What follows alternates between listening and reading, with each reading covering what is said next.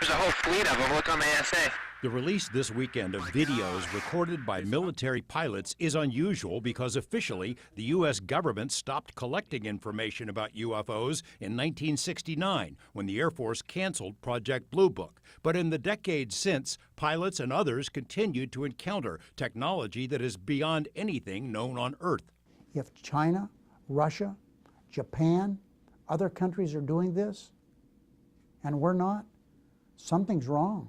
He said, because if the technology we have, the way these things are described and the way people see them, if this movement took place in anything we have now available to us, it would kill everybody. They couldn't withstand those G-forces. Something's sitting there and boom, down it goes. Former Senate Majority Leader Harry Reid's interest in UFOs extends back to the 1980s. It was rekindled in the 90s when Reid spoke to Senator and former astronaut John Glenn about unknown aerial objects. Reid eventually met in a secure room in the U.S. Capitol to ask Senators Daniel Inouye and Ted Stevens if they would authorize funds for a quiet but serious study of UFOs. Both agreed. Are you glad the story's out?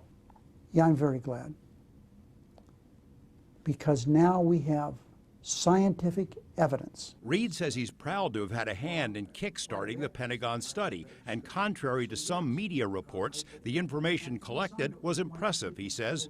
For nearly the last decade, I ran a sensitive aerospace threat identification program focusing on unidentified aerial technologies.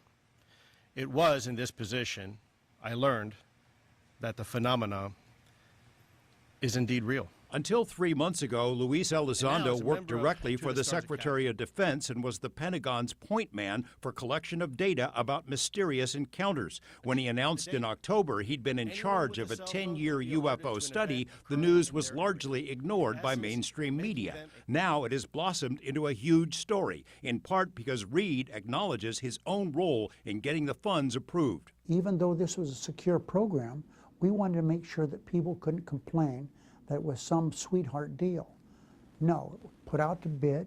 The contract was posted for months. The winning bid came from Las Vegas space entrepreneur Robert Bigelow, a billionaire who has funded his own UFO studies for years. Bigelow built secure facilities inside his aerospace company.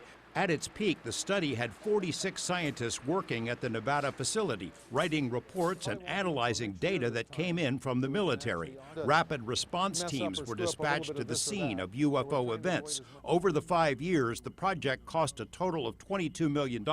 It wasn't a moneymaker for Bigelow. But I'm sure one reason it helped is he gave the best cost because he was willing to build the infrastructure. He did everything on his own because he liked the subject.